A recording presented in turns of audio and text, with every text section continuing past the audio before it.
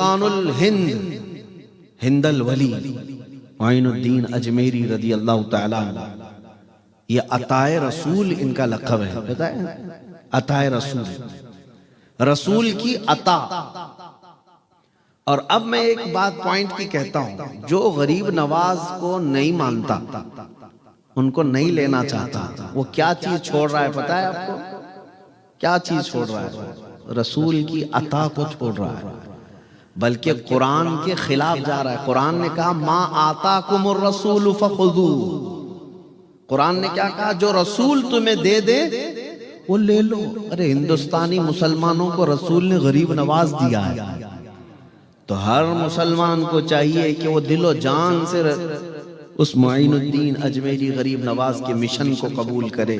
کیوں؟ اس لیے کہ وہ میرے رسول کی عطا ہے، میرے رسول کی عطا ہے۔ اور یہ آج کتنا بہترین سنگم ہے، اب کے چوچا کے جو دو بزرگوں کا ذکر خیر یہاں ہے، سرکار غریب نواز عطائے رسول ہیں، اور یہ سرکار کلام محدث اعظم ہند آل رسول ہیں۔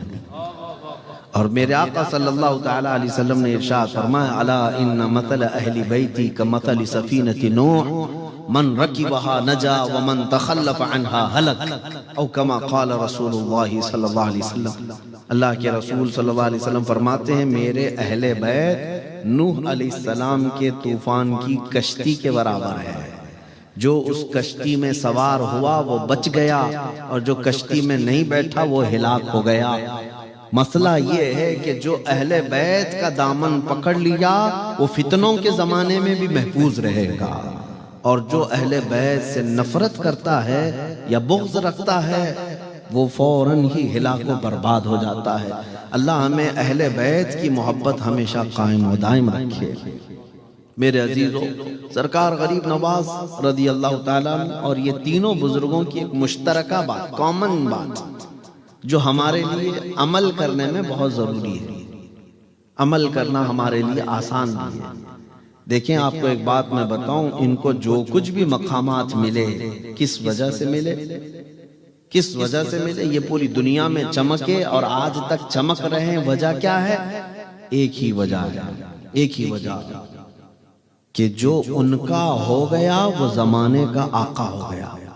جو رسول پاک صلی اللہ تعالیٰ علیہ وسلم کا ہوا وہ زمانے کا آقا ہوا۔ غریب نواز ہندوستان اپنا وطن چھوڑ کر کے گھر بنانے نہیں آئے تھے، مائگریٹ کر کے اپنا محل بنانے نہیں آئے تھے، وہ ہندوستان آئے تھے تو عشق رسول پھیلانے کے لیے آئے تھے، لوگوں کے دلوں کو چمکانے کے لیے آئے تھے۔ اور جب تک انہوں نے یہ کام کیا ہے، دیکھیں 800 سال گزر گئے، آج بھی کام ان کا ٹھنڈا نہیں پڑا، حکومت اب بھی سب کے سینوں پر ویسی ہی جاری ہے۔ محدث اعظم ہند سرکار کلام اعلیٰ حضرت امام اہل سنت، انہوں نے زندگی پر جو کام کیا وہ کیا کیا؟ میرے رسول پاک صلی اللہ تعالیٰ علیہ وسلم کی محبت پھیلانے کا کام کیا۔ اور جب تک بندہ یہ کام کرتا رہے اللہ اس کے نام کو ہمیشہ زندہ رکھتا ہے۔ اعلیٰ حضرت بریلوی فرماتے ہیں رضی اللہ تعالیٰ عنہ، بے نشانوں کا نشان مٹتا نہیں، مٹتے مٹتے نام ہو ہی جائے گا۔ ہاں، جو بے نشان ان کا نشان مٹتا نہیں، نہ مٹتے مٹتے نام ہو ہی جائے گا۔ سرکار غریب نواز رضی اللہ تعالیٰ عنہ کو غریب نواز کیوں کہتے ہیں؟ میں جو بات کہہ رہا تھا وہ کیا ہے؟ تینوں بزرگوں کی کامن چیز وہ کیا ہے؟ تینوں بزرگوں کی مشترکہ چیز جو آج مجھے آپ کے سامنے کہنا ہے وہ کیا ہے؟ امت مصطفیٰ صلی اللہ علیہ وسلم کی فکر کرنا، یہ آج میرا میسج ہے آپ کے لیے۔ رسول پاک صلی اللہ علیہ وسلم کی امت کا خیال کرنا یہ بزرگوں کی خاص عادت ہے، جس کی وجہ سے ان کو بلند مقامات ملتے ہیں۔ آج امت مصطفیٰ کی فکر نہ کرو گے تو حدیث سن لو، قال رسول اللہ صلی اللہ علیہ وسلم من لم یہتم بامرنا فلیس منا، جس نے میری امت کے بارے میں نہیں سوچا وہ مجھ میں سے نہیں ہے۔ حضور پاک صلی اللہ علیہ وسلم نے فرمایا کہ جو اس حال میں صبح کیا کہ میری امت کے بارے میں کچھ سوچا نہیں، وہ میری امت میں سے نہیں ہے۔ ہر ایک کی ذمہ داری ہے کہ امت مصطفیٰ کی فکر کرو۔ جانتے ہیں ایک دعا ہے جس کے متعلق فرمایا گیا بندہ جب یہ دعا کرتا ہے تو رسول اللہ فرماتے میری شفاعت واجب ہے اس پر۔ وہ دعا کیا ہے؟ اللہم ارحم امت محمد صلی اللہ علیہ وسلم رحمتا عامہ، اللہم اغفر امت محمد صلی اللہ علیہ وسلم مغفرتا عامہ۔ یہ دعا بندہ کوئی بھی کرے رسول پاک صلی اللہ علیہ وسلم کی شفاعت اس پر ضروری ہو جاتی ہے۔ وہ کیا ہے؟ یہ دعا کرے اے اللہ محمد صلی اللہ علیہ وسلم کی امت پر رحم فرما، عام رحمت فرما۔ دوسری ہے اے اللہ امت محمدیہ کی عام بخشش فرما دے۔ بتائیے دعا تم حضور کی امت کے لیے کر رہے ہو اور رسول راضی ہو رہے ہیں۔ رسول پاک صلی اللہ علیہ وسلم کی رضا اگر حاصل کرنا ہے امت کی فکر کرو۔ امت پوری دنیا میں آج لوگ جس طرح سے آج امت کے احوال کو اگنور کر رہے ہیں، کیئرلیس جس کو کہتے ہیں، کسی کو خیال نہیں، سب اپنوں میں مصروف ہیں، یہ امت کی خاصیت نہیں ہے، یہ امت کی خاصیت نہیں۔ قرآن میں اللہ نے اپنے رسول کی جو صفت بیان کی کیا ہے؟ لَقَدْ جَاءَكُمْ رَسُولٌ مِّنْ أَنفُسِكُمْ عَزِيزٌ عَلَيْهِ مَا عَنِتُّمْ۔ میں نے آیت یہ پڑھی، اللہ فرماتا ہے اے لوگو تمہارے پاس ایسا رسول آیا جس کو تمہارا تکلیف میں پڑنا گوارا نہیں۔ تم اگر تکلیف میں آ گئے تو رسول کو برداشت نہیں ہوتا، اور اس رسول کو اللہ فرماتا حریص علیکم بالمؤمنین، وہ صرف تمہارے ایمان کی طلب رکھتے ہیں، رؤوف الرحیم، نہایت نرم دل والے رحم کرنے والے رسول تمہارے پاس آئے۔ وہ ہمیشہ امت کی فکر میں رہ گئے، امت کی فکر میں رہ گئے، اور جو آج بھی امت کی فکر کرتا ہے رسول اس سے راضی ہو جاتے ہیں۔ میرے آقا صلی اللہ علیہ وسلم اس سے راضی ہوتے ہیں۔ غریب نواز پوری زندگی حضور کی امت کی خدمت کرتے رہے، 90 لاکھ لوگوں کو کلمہ پڑھایا، تو کیا رسول ان سے راضی نہیں ہوں گے؟ امت کی فکر آج کرو گے، تم چل کر کے جاؤ، کسی ایک کو بھلائی کا حکم دے دیا، برائی سے کسی ایک نوجوان کو روک لیا، تم سے اللہ کے رسول راضی ہو جائیں گے۔ بہت سارے لوگ مجھ سے وظیفہ پوچھتے ہیں، اللہ کے رسول کا دیدار کرنا ہے، رسول پاک صلی اللہ تعالیٰ علیہ وسلم کو خواب میں دیکھنا ہے، کیا آپ کی تمنا نہیں ہے؟ کون سا ایسا مسلمان ہے جس کی تمنا نہ ہو؟ وہ حسین چہرہ دیکھیں، وہ گلابی رنگت کو دیکھیں، ایک بار اس جمال مصطفیٰ کو دیکھیں تاکہ دنیا کا حسن و جمال پھیکا پڑ جائے، ایک بار آنکھوں میں وہ حسن بس جائے تو پھر دنیا کیا چیز ہے۔ جب جبرائیل امین کہتے ہیں آفاق ہا گردیدام بسیار خوبا دیدام، لیکن یا رسول اللہ تو چیزیں دیگری، کون کہہ رہے ہیں؟ سید الملائکہ جبرائیل امین، وہ کہتے ہیں اے رسول پاک میں نے پوری کائنات کو دیکھا ہے، سب جگہ گھوم لیا اور بڑے اچھے اچھے لوگوں کو دیکھ لیا، لیکن اے اللہ کے رسول آپ چیز ہی الگ ہے، لیکن تو چیزیں دیگری۔ اور حسان بن ثابت نے کیا کہا؟ وَأَحْسَنُ مِنْكَ لَمْ تَرَ قَطُّ عَيْنِي وَأَجْمَلُ مِنْكَ لَمْ تَلِدِ النِّسَاءُ۔ یا رسول اللہ آپ سے زیادہ حسین میری آنکھوں نے کسی کو دیکھا ہی نہیں، بلکہ آپ سے زیادہ خوبصورت کسی ماں نے جنا ہی نہیں۔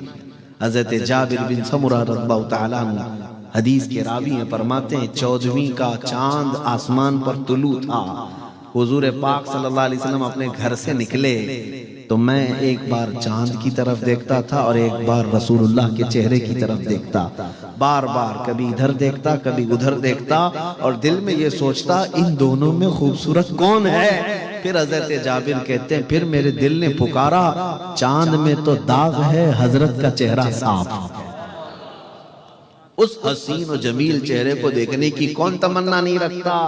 لیکن کون سا وظیفہ میں آپ کو دوں؟ روزانہ درود پڑھو، روزانہ سبحان اللہ پڑھو، روزانہ الحمدللہ پڑھو، درود اکبر۔ بہت سارے لوگ وظیفے کرتے ہیں، لیکن سب سے آسان وظیفہ جبرائیل امین بھی جانتے ہیں کہ اللہ کے رسول کو راضی کرنا ہو، ایک ہی وظیفہ ان کی امت کی بات کرو وہ جلدی راضی ہوتے ہیں، ان کی امت کی بات کرو وہ جلدی راضی ہوتے ہیں۔ کیوں؟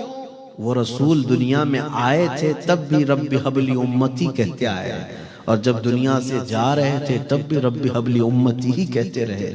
تو جس رسول کو امت کا سب سے زیادہ درد ہے، احساس ہے، آج بھی جب ان کی امت کی کوئی فکر کرتا ہے تو وہ رسول اس سے راضی ہوتے ہیں، اور جب وہ راضی ہو جائیں تو پھر تمہیں کسی بڑے وظیفے کی ضرورت نہیں، وہ خود ہی اپنے جلوے تمہیں دکھانے کے لیے آئے انشاءاللہ۔ امت کی فکر، یہی بزرگوں کا جو شیوا تھا۔ میں آپ کو بتاؤں، غریب نواز سلطان الہند، نام بہت کم لوگ جانتے ہیں لیکن غریب نواز جانتے ہیں۔ ان کا نام ہے کیا غریب نواز؟ ان کا نام حسن ہے، لقب غریب نواز، لیکن اتنا مشہور ہو گیا، اتنا مشہور ہو گیا۔ محدث اعظم ہند فرماتے ہیں سرکار غریب نواز کے متعلق، تیرے در کی یہ کرامت بارہا دیکھی، تیرے در کی یہ کرامت بارہا دیکھی، غریب آئے اور ہو گئے غریب نواز۔ یعنی لوگ جو غریب آئے تھے وہ خود ہی غریب نواز ہو گئے، دوسروں کو نوازنے والے ہو گئے۔ تو غریب نواز جو لقب ہے یہ کیوں آپ کو کیوں دیا گیا؟ الگ الگ روایات ہیں۔ میں نے ایک روایت جو بزرگوں سے سنی وہ آپ کے حوالے کر رہا ہوں کہ آپ کے پیر و مرشد عثمان ہارونی رحمت اللہ تعالی علیہ بیٹھے ہوئے تھے، اور غریب نواز کے جو ہم اثر دوسرے علماء تھے جو خواجہ عثمان ہارونی کے شاگرد تھے، غریب نواز کے ساتھی، عبادت میں سب بڑے بڑے پہنچے ہوئے تھے۔ ایک دن پیر و مرشد سب کا ٹیسٹ لے رہے تھے، امتحان، تمہارے مجاہدے، تمہاری عبادتیں کہاں تک پہنچی۔ اس میں ایک بزرگ سے کہا کہ تم کیا کر سکتے ہو؟ اس بزرگ نے اپنے مسلح سے نیچے ہاتھ ڈالا اور کچھ ہیرے جواہرات نکال کر خواجہ عثمان ہارونی کے پاس رکھا، کہا حضور دنیا کی دولت جب چاہے اٹھا کر کے میں یہاں پھینک دوں۔ کسی ایک بزرگ نے موتیاں نکال کر کے رکھ دی، کوئی سونا نکال کر کے دکھایا۔ اب جب حضرت خواجہ معین الدین حسن چشتی کو کہا تم بھی کچھ بتاؤ، تو انہوں نے اپنے جیب میں ہاتھ ڈالا، جبے میں، اور گرم گرم 2 روٹیاں نکال کر کے رکھ دی پیر و مرشد کے پاس۔ تو دوسروں نے دیکھا، ارے بڑے بڑے سونا نکالے، چاندی نکالے، جواہرات، موتیاں سب بزرگوں نے نکالی، اور معین الدین حسن نے صرف 2 روٹیاں ہوگی، 2 روٹیاں۔ ابھی یہ 2 سب کے بارے میں بات چلی رہی تھی کہ دروازے پر ایک فقیر آیا۔ فقیر آیا اور کھٹکھٹایا اور کہا کہ اے اللہ والو، میں بھوکا ہوں، مجھے کچھ دے دو، مجھے کچھ کھلاؤ۔ تب جب حضرت خواجہ عثمان ہارونی جو پیر و مرشد ہیں، انہوں نے کہا کہ دیکھ یہاں جواہرات ہیں، سونا ہے، چاندی ہے، موتیاں ہیں، یہ لے لے، اٹھا لے۔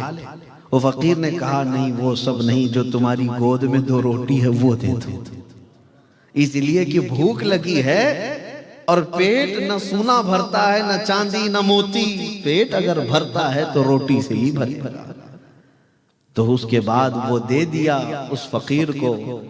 تب ان کے پیر و مرشد نے فرمایا سب نے اپنی اپنی استطاعت کے مطابق نکالا، لیکن معین الدین نے وہ نکالا جو غریبوں کو نوازنے والی چیز ہے۔ یہ غریب نواز، امت کی فکر، غریبوں کی فکر۔ یہاں تک کہ اجمیر معلیٰ میں بیٹھے ہوئے ہیں، ہر جمعرات کو سرکار غریب نواز روزہ رکھتے تھے، آپ کی عادت تھی ہر جمعرات کو۔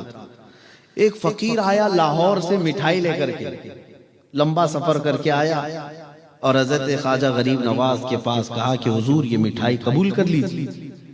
تو آپ نے لے لیا اور رکھ لیا۔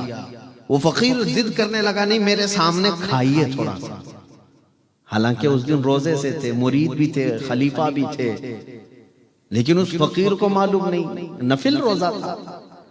حضرت خواجہ غریب نواز نے فرمایا کہ میں بعد میں کھا لوں گا، لیکن اس نے کہا نہیں میرے سامنے تھوڑا کھا لیجئے، بہت دور سے لے کر کے آیا ہوں، دل رہ جائے گا۔ حضرت نے اس مٹھائی کو کھولا اور کھا لیا، لیکن وہ جو موجود تھے خلفاء مریدین وہ تعجب کرنے لگے، سرکار غریب نواز روزے سے تھے اور مٹھائی کھا لیے، یا آج روزہ نہیں تھے آپ؟ وہ فقیر خوش خوش ہنستا ہوا جب چلا گیا تو سبوں نے پوچھا حضور کیا آج آپ روزہ نہیں تھے؟ کہا تھا۔ کہا پھر مٹھائی کیسے کھا لیا آپ؟ تو سرکار غریب نواز نے فرمایا میں جانتا ہوں یہ نفل روزہ ہے، قضا کر لوں گا، اس کا دل ٹوٹتا تو کیسے جوڑتا۔ روزہ قضا ہو جائے گا، لیکن امت محمدیہ کے ایک فقیر کا دل توڑنا اچھا نہیں۔ سرکار غریب نواز رضی اللہ تعالیٰ عنہ کی تعلیمات یہ ہیں، یہ ہے مشن غریب نواز کا۔ عزیزان گرامی وقار، یہ تمام مشائخ اور بزرگان دین نے جو امن پھیلایا ہے وہ امت کا خیال، امت کی فکر۔ مجھے بتاؤ، موریشس میں رہنے والے لوگ علامہ عبدالعلیم صدیقی میرٹھی رحمت اللہ علیہ کو آج بھی یاد کرتے ہیں، شاہ احمد نورانی رحمت اللہ علیہ کو آج بھی یاد کرتے ہیں، بڑے بڑے مشائخ جو یہاں آ کر کے گئے ان کو آج بھی یاد کرتے ہیں۔ ان کا کیا رکھا ہوا تھا یہاں پہ؟ ان کی سسرال تھی یہاں پہ، ان کی ننیال تھی، ددیال تھی، کیا تھی یہاں پہ؟ وہ بزرگان دین جو اتنا لمبا لمبا سفر کر کے تمہارے درمیان آئے اور اسلام تمہارے درمیان پھیلا کر کے گئے، صرف اس لیے کہ انہیں رسول اللہ کی امت کی فکر تھی۔ امت مصطفیٰ کی جب تک فکر کرتے رہو گے، میرے آقا نوازتے رہے۔ میں آج ہی کہہ رہا تھا، کیا نوازش ہوتی ہے؟ ہاں، مبلغ اسلام علامہ عبدالعلی میرٹھی رحمت اللہ علیہ پوری دنیا بھر کا سفر کیے ہیں۔ کتنی ایسی جگہ ہیں جہاں پر آپ نے مسجد کی بنیاد رکھی، سب سے پہلے وہاں کوئی مسجد بھی نہیں رہی، اسلام انہوں نے لوگوں میں دیا۔ لیکن جب اخیر عمر میں مدینہ شریف پہنچے تو بارگاہ رسالت مآب میں یہی عرض کیا کہ مجھے دنیا سے اجر نہیں، اے گنبد خضرا کے مکین، تجھ سے مدد کی طلب ہے۔ آپ سے اجر کی تمنا ہے، اور رسول پاک صلی اللہ علیہ وسلم نے اجر کیا دیا؟ عبدالعلیم صدیقی میرٹھی کو مدینے میں وفات دیا، ام المومنین عائشہ صدیقہ کے پہلو میں دفن بھی ہوئے۔ ابھی کچھ بولنے کے لیے، گفتگو کرنے کے، ابو جہل بدماش، اس کے گنڈے ساتھی وہاں موجود تھے، کھڑے ہو گئے، ہنگامہ کیا اور حضور پاک صلی اللہ تعالیٰ علیہ وسلم کو پکڑ کر کے کھینچا۔ ابو جہل نے مارا بھی، رسول پاک صلی اللہ علیہ وسلم پر ہاتھ اٹھایا۔ نبی پاک صلی اللہ تعالیٰ علیہ وسلم کو اس دن قریش کے لوگ اور بھی تھے، کسی نے کچھ کہا نہیں۔ حضور وہاں سے حرم شریف سے باہر نکل کر کے آئے اپنے گھر کی طرف۔ یہ وہ دور ہے جب رسول اللہ کے چچا امیر حمزہ ابھی ایمان لائے نہیں تھے۔ امیر حمزہ ایمان لائے ہوئے نہیں تھے، لیکن پہلوان آدمی تھے، مکہ والے ڈرتے تھے ان سے۔ وہ شکار کے لیے گئے تھے، شکار سے واپس آ رہے تھے، راستے میں کسی نے پکڑ کر کہا، حمزہ آج تمہارے یتیم بھتیجے محمد کو ابو جہل نے مارا پیٹا ہے اور کوئی بچایا نہیں۔ تو رشتہ داری کی جو غیرت تھی وہ جاگ گئی، کہا اس کی ہمت کیسے ہوئی کہ محمد کی طرف ہاتھ اٹھائے؟ یہ کون کہہ رہے؟ حمزہ کہہ رہے ہیں۔ اور گھر نہیں گئے، رسول پاک کے پاس نہیں گئے، سیدھے حرم شریف میں آئے۔ دیکھا تو خبیث مردود ابو جہل بیٹھا ہوا تھا، ٹھٹا مار کر ہنس رہا تھا لوگوں کے درمیان۔ اس مجمع میں سے جا کر کے ابو جہل کو پکڑ کر کے کھینچا، لائے حمزہ، امیر حمزہ، اور اس کو ہاتھوں سے اور لاتوں سے خوب گھونسے مارا، اور اس کے بعد کہا، خبردار، کیا تو نے یہ سمجھ لیا کہ محمد کے سارے رشتہ دار مر گئے؟ کبھی اگر محمد کی طرف اس کے بعد آنکھ بھی اٹھایا تو میں آنکھ پھوڑ دوں گا۔ میں اپنے بھتیجے محمد کا کفیل ہوں صلی اللہ علیہ وسلم۔ یہ ابو جہل کو مارا پیٹا، محبت تھی بھتیجے کی، لیکن ایمان نہیں تھا، ایمان لائے ہوئے نہیں تھے۔ مارا پیٹا اور اس کے بعد آئے، دیکھتے ہیں اب میرے بھتیجے محمد صلی اللہ علیہ وسلم کا کیا حال ہے، اب دیکھنے کے لیے آئے۔ رسول پاک صلی اللہ علیہ وسلم ایک جگہ بیٹھے ہوئے تھے، امیر حمزہ آئے، کہا، اے محمد، مجھے سننے میں آیا کہ ابو جہل نے آپ کو مارا ہے، غم مت کرنا، میں بدلہ لے لیا، میں تمہارے دشمن کو خوب مار کر کے آیا ہوں۔ حضور پاک صلی اللہ علیہ وسلم چہرہ نہیں اٹھایا، سنتے رہے، بات سنتے رہے، چہرہ نہیں اٹھایا۔ امیر حمزہ کہتے رہے، اب زیادہ غم مت کرو، مسکراؤ، ہنس دو۔ رسول پاک صلی اللہ علیہ وسلم ان کی طرف نہیں چہرہ اٹھایا۔ پھر جب امیر حمزہ نے بار بار کہا تو اب سننے کی بات ہے، اب سننے کی بات ہے۔ محمد عربی صلی اللہ علیہ وسلم، میرے آقا کا دل کیا تھا؟ حضور چہرہ اٹھاتے ہیں اور کہتے ہیں، اے میرے چچا حمزہ، آپ مجھے خوش دیکھنا چاہتے ہیں؟ آپ مجھے ہنستا مسکراتا دیکھنا چاہتے ہیں؟ امیر حمزہ نے کہا، ہاں، ایک بار مسکرا دو۔ رسول پاک صلی اللہ علیہ وسلم نے فرمایا، اے میرے چچا حمزہ، آپ نے بدلہ تو لے لیا، اس کو مار کے آئے، لیکن میرے لبوں پر ہنسی اس وقت آئے گی جب آپ کلمہ طیبہ پڑھیں گے، آپ کے اندر ایمان آ جائے۔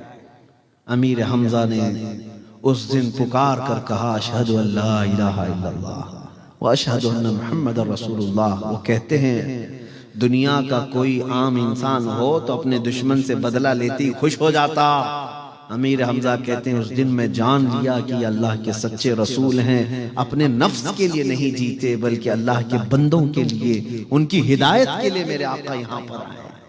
عزیزان گرامی وقار، اس رسول پاک صلی اللہ علیہ وسلم کو امت کی فکر تھی، اور یہی بزرگوں میں بھی رہا، یہی بزرگوں میں بھی رہا۔ آپ کو پتہ ہے مشہور واقعہ، جب رسول پاک صلی اللہ علیہ وسلم مدینے سے دور، لوگوں سے دور چلے گئے تھے، کسی کو خبر ہی نہیں تھی کہ کہاں گئے، حضرت ابو بکر صدیق رضی اللہ تعالیٰ عنہ ڈھونڈتے ڈھونڈتے ایک جنگل کی طرف آئے، پوچھا، ادھر ادھر دیکھتے رہے، ایک چرواہا جو بکریاں چراتا تھا وہ ملا۔ حضرت ابو بکر نے پوچھا کہ کیا تو نے ہمارے رسول محمد صلی اللہ علیہ وسلم کو دیکھا ہے؟ اس چرواہے نے کہا میں تو نہیں پہچانتا کون ہے تمہارے رسول، لیکن ہاں اندر ایک پہاڑی کی کوہ کے بیچ میں یا جنگل کے درمیان کوئی ایک شخص ہے جو مسلسل رو رہا ہے اور اس کے رونے کی وجہ سے میری بکریوں نے چارہ کھانا چھوڑ دیا۔ کون ہے؟ حضرت ابو بکر صدیق کہتے ہیں میرا دل پکار کر کہنے لگا اس طرح رونے والا کوئی اور نہیں، یہ صرف میرے مصطفیٰ کریم صلی اللہ علیہ وسلم۔ گئے، جا کر دیکھا، یقیناً میرے آقا صلی اللہ علیہ وسلم تھے جو سجدے میں سر رکھ کر رو رہے تھے۔ کس بات پر رو رہے تھے؟ صرف اپنی امت کی فکر میں رو رہے تھے کہ اے اللہ میری امت مجھے نہیں پہچانتی، ان کی بخشش میرے حوالے کر دے۔ عزیزان گرامی وقار، جو نہ بھولا ہم غریبوں کو رضا، یاد اس کی اپنی عادت کیجیے۔ آج امت کے متعلق فکر لوگوں میں کم ہو گئی، اسی لیے ہمیں توڑ دیا گیا ہے، آج ہمیں بکھیر دیا گیا ہے۔ آپ کیا سمجھتے ہیں موریشیس میں بیٹھنے والے کو عرب کے مسلمان کی فکر نہیں کرنا چاہیے؟ ہندوستان کے مسلمان کو فلسطین کے مسلمان کی فکر نہیں کرنا چاہیے؟ میرے عزیزوں، پوری کائنات کے جو مسلمان ہیں وہ ایک جسم کی طرح ہیں، ایک پارٹ کو تکلیف ہو تو پورے جسم میں بخار آتا ہے۔ میرے آقا صلی اللہ علیہ وسلم نے فرمایا ہر ایک کے دل میں یہ فکر ہو، ہر ایک کے دل میں یہ احساس ہو، چاہے جتنی بھی دور رہتا ہے وہ کالا ہے کہ گورا ہے، ناٹا ہے کہ لمبا ہے، لیکن ہے تو میرے رسول کا امتی۔ یہ رشتہ تمہارے دلوں کے اندر جب آ جائے گا، بیداری آ جائے گی، پھر دیکھنا انقلاب آئے گا۔ آپ کو پتہ ہے میں ہندوستان کی بات کر رہا ہوں، ہندوستان میں سب سے پہلے لشکر لے کر کون آیا؟ سرکار غریب نواز رضی اللہ تعالیٰ عنہ تو بہت بعد میں، سن 90 ہجری میں حضور کی وفات کے 80 سال بعد ہندوستان میں 10,000 کا لشکر لے کر سب سے پہلے آنے والا جو شخص تھا وہ محمد بن قاسم، اور ان کی ایج کیا تھی پتہ ہے؟ 19 سال کا جوان، 19 ایئرز، ٹین ایج کا نوجوان، اور 10,000 کا لشکر لے کر کے آیا تھا۔ کیوں آیا تھا پتہ ہے آپ کو؟ ہندوستان فتح کرنا، جھنڈے گاڑنا یہ نہیں، بلکہ ایک حادثہ ہو گیا تھا۔ کچھ عورتیں مسلمان حج کے لیے جا رہی تھیں، اور اس وقت وہاں ایک راجہ تھا، راجہ دابر سنگھ، اس کے گنڈوں نے یہ عورتوں کو قید کر لیا، ان کا مال لوٹ لیا، ان کی عزت پر حملہ کیا۔ تو عورتیں پکار کر کہنے لگی کوئی ہے ہمارا بھائی جو ہماری مدد کو آئے؟ تو کوئی عرب کے بزنس مین جو تھے، تجارت والے، انہوں نے عورتوں کی آواز سنی، عرب میں جا کر کے خلیفہ وقت یا گورنر جو تھا اس کے پاس بیان کر رہے تھے، اور یہ گورنر کا بھتیجا محمد بن قاسم سن رہا تھا۔ وہیں سے پکار کر کہا لبیک یا اختی، اے میری بہن میں تیری عزت کے لیے آ رہا ہوں، میں تیری عزت کی حفاظت کے لیے آ رہا ہوں۔ 10,000 کا لشکر لے کر کے سب سے پہلے سندھ کی سرزمین پر اترا وہی نوجوان۔ اس نے راجہ دابر سنگھ کو چیلنج کیا، کہا ان عورتوں کو آزاد کرو، ان کی عزت پر جنہوں نے حملہ کیا انہیں گرفتار کرو، ان کا مال چھوڑو، وہ حج پر جا رہی تھی۔ راجہ کو نشہ تھا، کہا 19 سال کا لڑکا مجھے چیلنج کر رہا ہے، میرے پاس 1 لاکھ سے زیادہ کی فوج ہے۔ اس نے کہا میں تیرے مطالبے نہیں مانوں گا. تب محمد بن قاسم نے کہا جب ہمارے مطالبے نہیں مانے گا تو محمد کے غلاموں کے جوہر دیکھنے کے لیے تیار ہو جا. اس لیے کہ وہ نوجوانوں نے جس جگہ میدان میں قدم رکھا اللہ کی مدد ان کے ساتھ تھی. وہ رسول پاک کی امت کے لیے چلتے تھے. پھر جنگ ہوئی 3 دن سے زیادہ نہیں. 3 دن کے اندر یہی 10,000 کا لشکر محمد بن قاسم کا وہ راجہ دابر سنگھ کی فوج کو ایسا تہس نہس کر دیا کہ راجہ بھی گرفتار ہو کر کے آیا, گنڈے بھی گرفتار ہو کر کے آئے, سب تہس نہس. عورتوں کو عزت دی گئی. اس کے بعد محمد بن قاسم نے اسلام کا پرچم لہرایا. سب سے پہلے پرچم اسلام لہرایا, لیکن ظلم کے ساتھ نہیں, وہ ظلم کو ختم کرنے آیا تھا. الہ آباد یونیورسٹی کے ایک پنڈت ہیں ہندو, انہوں نے کتاب میں لکھا ہے کہ میں نے تاریخ میں دیکھا بہت سارے بادشاہ آئے ہندوستان میں, لیکن محمد بن قاسم جیسا انصاف کرنے والا جرنیل میں نے کبھی دیکھا ہی نہیں. یہ اپنے نہیں غیروں نے بھی لکھا ہے. میں بات اس لیے عرض کر رہا ہوں کہ اس وقت ان کے دلوں میں یہ خیال ہوتا عرب میں بیٹھے ہیں, ہندوستان میں اگر کسی عورت پر کوئی حملہ کر رہا ہے وہ وہیں سے نکل کر کے آ جاتے, پلین سے نہیں آتے, جہاز سے نہیں آتے تھے, پیدل سفر کر کے نکلتے تھے, جنگلوں کا, پہاڑوں کا, اور پہنچ جاتے تھے مدد کے لیے. اسی لیے ان کو اللہ تعالیٰ نے زمینیں کھول کر رکھی تھی. آج فلسطین کے بچے تڑپتے ہیں اور یہ عرب کے عیاش حکمران ٹوائلٹ بھی سونے کے بنا کر کے بیٹھے ہوئے ہیں, اور کرسیاں ان کی سونے کی, برتن ان کے سونے کے, اور ان کا عیش ایسا کہ یہ آسمان چھونے والی بلڈنگیں بنا رہے ہیں, اور فلسطین کے بچے ایک ایک لقمے کے لیے ترس رہے ہیں. ملک شام کے بچوں کے حالات ایسے ہیں کہ دوائی تک ان تک نہیں پہنچ پاتی, گھاس کھانے پر مجبور ہیں. یمن کے کئی بچے ایسے ہیں جو زمین پر پڑی ہوئی گھاس کھا کر کے رہ جاتے ہیں. کیا کل قیامت کے دن ان عرب حکمرانوں کو سوال نہیں ہوگا؟ آج جب امت کی فکر ختم ہو گئی تو اللہ تعالیٰ نے تم سب کو ذلیل کر دیا. ان کا مال کس کام کا, ان کی حکومتیں کس کام کی, ان کا تخت کس کام کا, کہ مسلمانوں پر ہونے والے ظلم پر ارے مدد کو نہیں پہنچ سکتے تو کم سے کم اعلان تو کر سکتے ہو. نہیں کرتا, کوئی نہیں کرتا. انہیں بات کرنے کو تک کی آج تمیز نہیں ہے. 57 کنٹریز پورے ورلڈ میں مسلم نام سے ہیں. آج 57 ملک ہیں مسلم کنٹریز, اور اس کے بعد حالات کیسے ہیں سب دیکھ رہے ہیں. تو میرے عزیزو اس بات کو سمجھ لو کہ جن کے دلوں میں احساس ختم ہو گیا وہ ایمان بھی جا رہا ہے, ایمان بھی جا رہا ہے. چہرہ مسلمان بنا لینے سے صرف مسلمان نہیں ہوتا, دل کے اندر.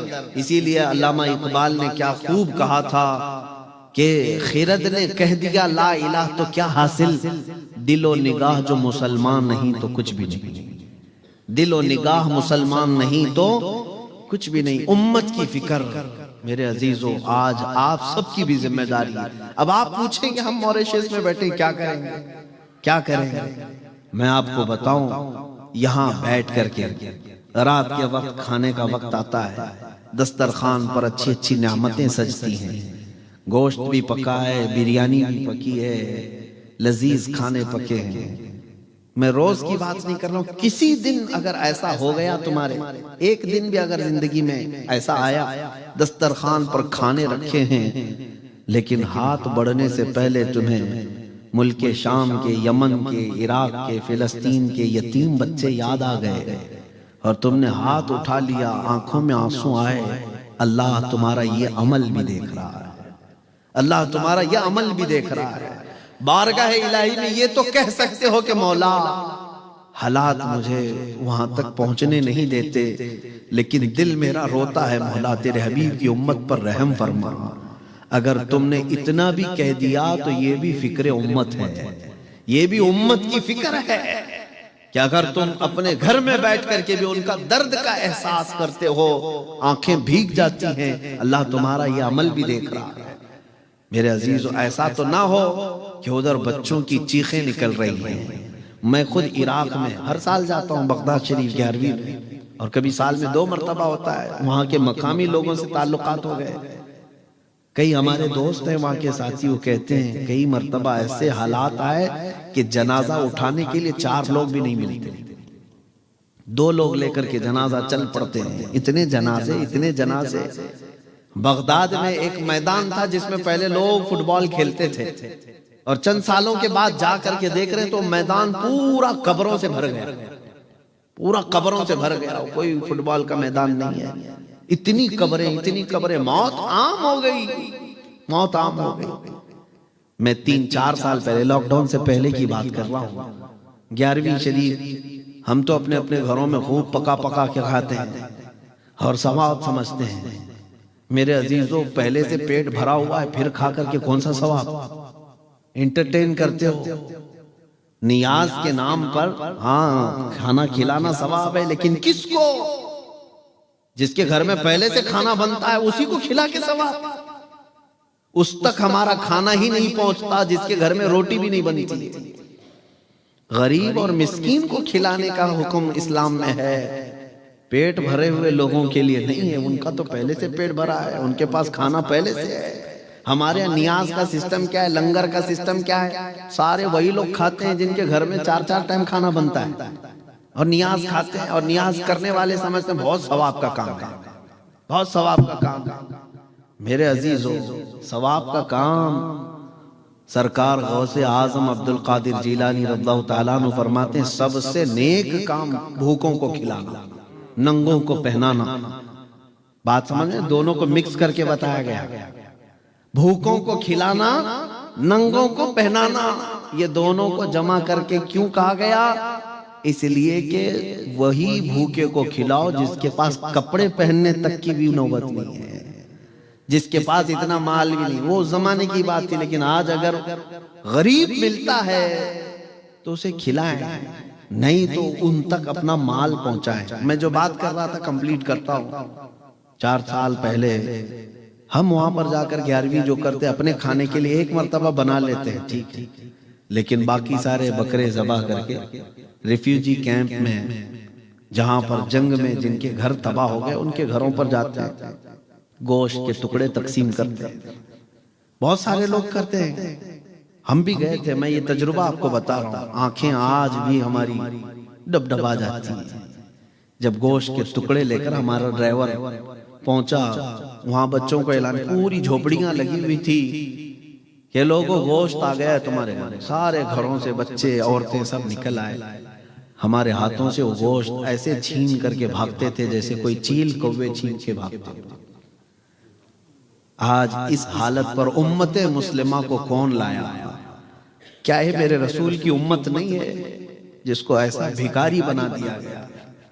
ان کو ایک گوشت کا ٹکڑا لے کر کے، چھوٹی سی ایک لڑکی کو دیکھا، وہ گوشت کا ٹکڑا لے کر بھاگ رہی اور بیچ راستے میں چوم رہی، آنکھوں سے لگا رہی۔ گوشت کا ایک ٹکڑا 1.5 کلو کا ہوگا، ½ کلو کا ہوگا۔ اس دن درد ہوتا ہے دل میں کہ ہم تو روز کھاتے ہیں اپنے گھروں میں، اور میرے آقا صلی اللہ علیہ وسلم کی امت کو ہم نے کبھی احساس نہیں کیا۔ اور تمہیں پتہ ہے میرے رسول کی عادت کیا تھی؟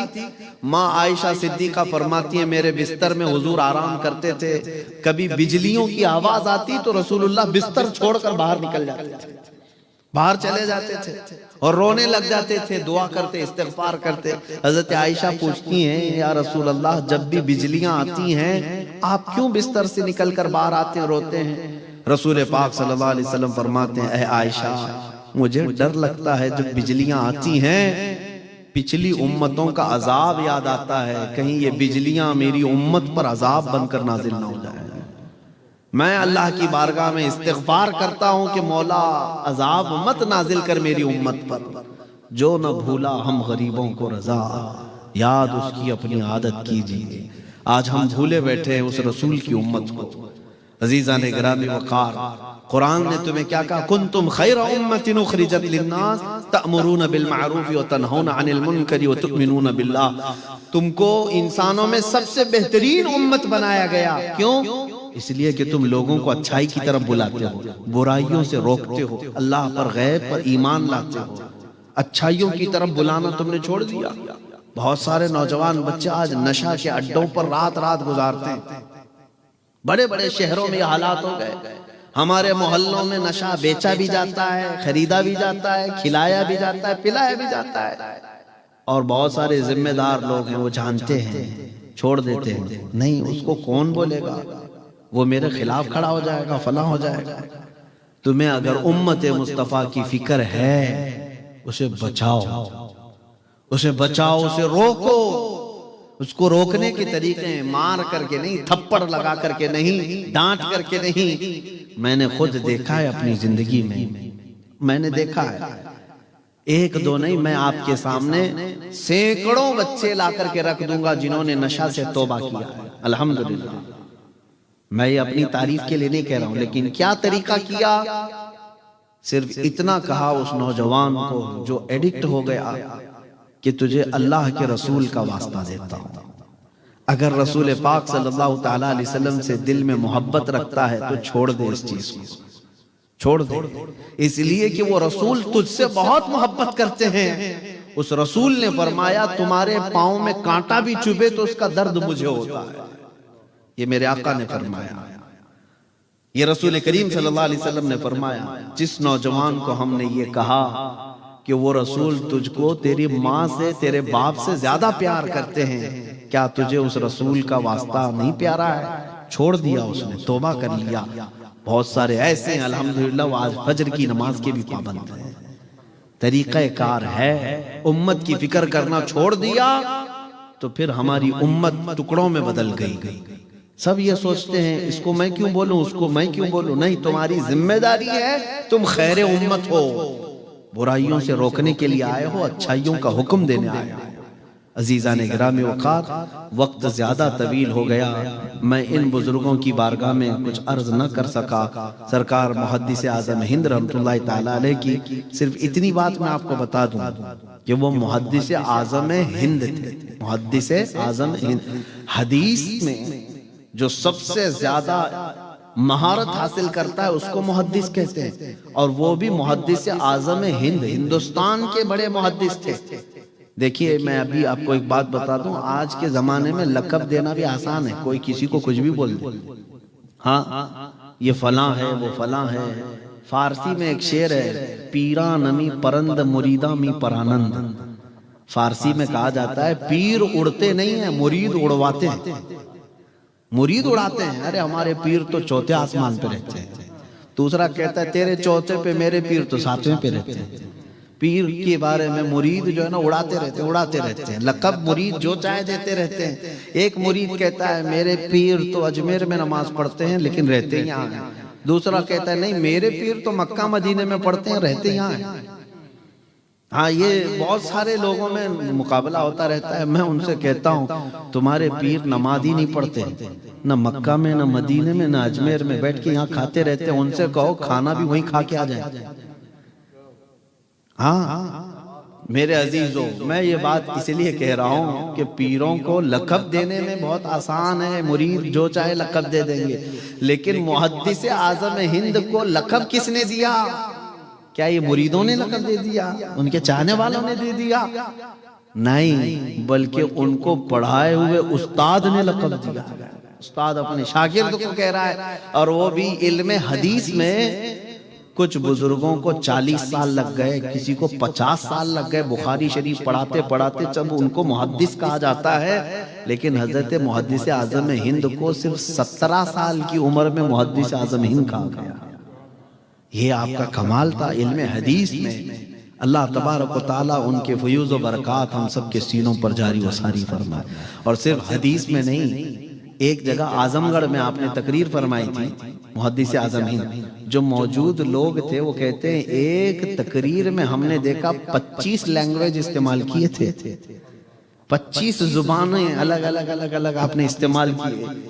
وہ جس میدان میں گئے اس کے بادشاہ تھے، جس میں مناظرے میں گئے، مناظرے میں دیوبندیوں کے دانت کھٹے کر کے آئے، مناظر اعظم بھی تھے، ایڈوکیٹس تھے، وکیل حضرات ان کے سامنے بات کر رہے تھے۔ بھاگلپور میں 1 گھنٹہ تک تقریر کیے، پورے آرٹیکلز جتنے بھی انڈین یہ جو ہمارے لا ہیں اس کے بارے میں بات کرتے رہے، پینل کوڈ فلاں، یہ آرٹیکل 3 سب بات کرتے رہے۔